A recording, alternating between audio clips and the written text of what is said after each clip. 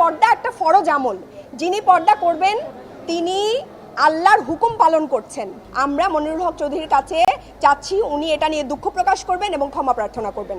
Speaker কথাটাকে expanse করেছে, আপনারা সবাই জানেন, কিন্তু আমরা মনিরুল হক চৌধুরীর কাছে ক্ষমা প্রার্থনা উনি আমাদের কাছে দুঃখ প্রকাশ করবে এবং ক্ষমা প্রার্থনা করবেন, কারণ আমাদের কাছে মনে হয়েছে যে একটা অন্যায় কথা বলেছেন, একদম গুরুতর অন্যায় কথা। পর্দা একটি ফরজ আমল। যারা পর্দা করেন তারা অবশ্যই আমাদের কাছে অনেক বেশি সম্মানিত, এবং আমরা এমন একটা বাংলাদেশ চাই যে বাংলাদেশে প্রত্যেকটা নারীর যে পোশাক, সেই পোশাক নিয়ে তাদেরকে জনগণ এবং যারা আছেন সেই পোশাককেই তারা সম্মান করবেন। যেমন কোনো নারী যদি সে পর্দা না করে, সে যদি অন্য কোনো পোশাকে কমফোর্ট ফিল করে, সেখানে কিন্তু সংবিধান আমাদেরকে যতক্ষণ পর্যন্ত তিনি রাষ্ট্রের কোনো আইন ভঙ্গ না করে ততক্ষণ পর্যন্ত তাকে নিয়ে কটাক্ষ করার অধিকার সংবিধান আমাদেরকে দেয় নাই।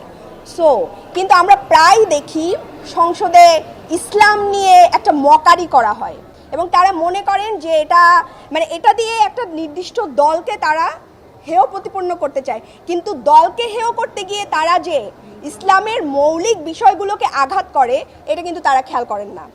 এবং এই জায়গা থেকে আমি মনে করি আমরা এখানে বাংলাদেশের প্রতিটি নারীর, যে নারী যেভাবে থাকতে চায় সেই নারীর প্রতিনিধিত্ব করতেছি।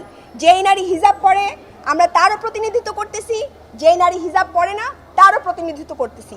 যদি হিজাব পরা কোনো নারীর উপরে কোনো ধরনের কটাক্ষ আসে, সেটার ব্যাপারে আমরা যথেষ্ট পরিমাণ সজাগ থাকব এবং এটা নিয়ে আমরা সংসদের বাইরে অবস্থান নিব, এবং আমরা আজকে নিয়েছিও, আপনারা দেখেছেন।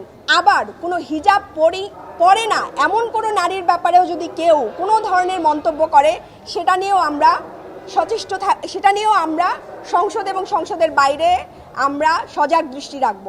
তো পর্দা একটা অবশ্যই কটাক্ষ মনে করছি, কারণ পর্দা একটা ফরজ আমল। যিনি পর্দা করবেন তিনি আল্লাহর হুকুম পালন করছেন।